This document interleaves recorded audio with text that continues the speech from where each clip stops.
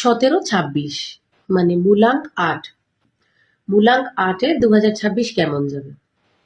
আমার মনে হয় মোটামুটি নিউমারোলজির ভিডিও যারা একটু ফলো করো তারা প্রত্যেকে জানো 1 হলো 8-এর এনিমি, 1 আর 8 হলো 1-এর এনিমি, মানে দুজন দুজনকে সহ্য করতে পারে না।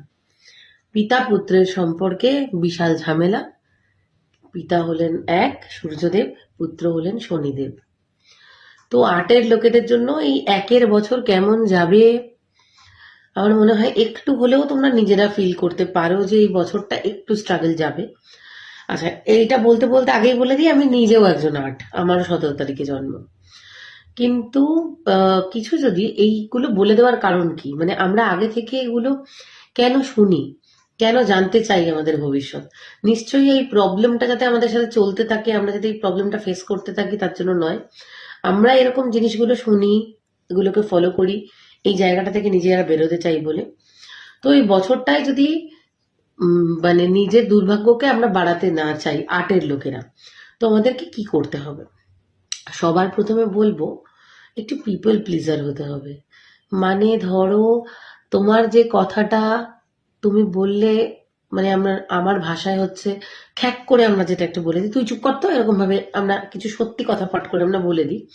এরকম ভাবে না বলে একটু ডিপ্লোম্যাটিক ভাবে যদি বলো বা একটু সুন্দর করে প্রেজেন্ট করো, দেখবে কথাটাও বলা হলো, আবার তোমার সাথে তার কোনো মনোমালিন্য হলো না। বিশেষ করে যারা ভালো জায়গায় কর্পোরেটে চাকরি করো, ভালো পজিশনে আছো, তারা নিজেদের কথাবার্তাটাকে একটু সংযত রাখো। তোমাদেরকে বলছি, আমি নিজেও নিজের কথাটা ভালো করে শুনছি, যার ক্ষেত্রে আমারও মনে হবে যে কথাটা একটুখানি পলিশড ভাবে বলা দরকার, মানে ডিপ্লোম্যাটিক্যালি কথা বলো, মোদ্দা কথা। এটা হচ্ছে সব থেকে ইম্পর্টেন্ট একটা পয়েন্ট 8-এর লোকেদের জন্য 2026 সালে। অ্যারোগেন্স একদম দেখিও না। এবছরে অনেক রেসপন্সিবিলিটি বাড়বে, অনেক হার্ডওয়ার্ক বাড়বে, কিন্তু পুরো বছরটাতে ঠান্ডা মাথায় পেশেন্স রেখে কাজ করে যেও। রাগ করে হঠাৎ করে কেউ চাকরি ছেড়ে দিও না। যারা ব্যবসার সাথে যুক্ত আছো তারা প্লিজ মানে মাথা গরমে ক্লায়েন্টের সাথে দুর্ব্যবহার করে ফেলো না। একটা দুর্ব্যবহার অনেকগুলো জায়গায় ছড়িয়ে পড়তে পারে, সেই চান্স আছে। আর সব থেকে ইম্পর্টেন্ট ব্যাপারটা হলো এই বছরটা জুড়ে পারলে অবশ্যই শনিবার দিন করে নিরামিষ খাও, অথবা যতগুলো শনিবার পারবে ছায়াদান করো। যারা ছায়াদান কি জানো না তারা আমাকে কমেন্ট করো, আমি তাদেরকে ছায়াদানের ভিডিওটা পাঠিয়ে দেবো। এবার সব ভালো মানে শেষ ভালো যার সব ভালো তার। তো সব থেকে শেষে বলি, বছরটা কিন্তু ফিনান্সিয়ালি খুব ভালো একটা বছর।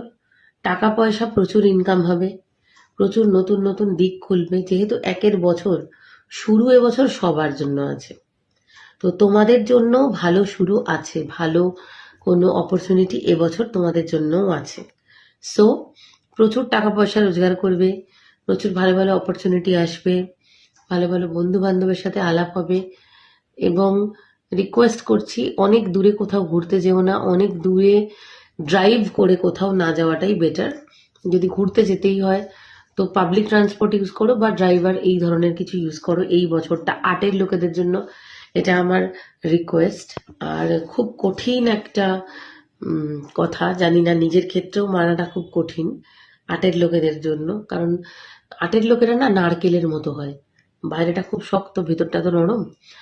তো ইগো মানে কারোর কথা যদি হার্ট হয়ে যাও, যদি ইগোতে লেগে যায়, তো প্লিজ ইগোটাকে ছেড়ে দিয়ে আরেকবার করে সম্পর্কটাকে ঠিক করে নিও।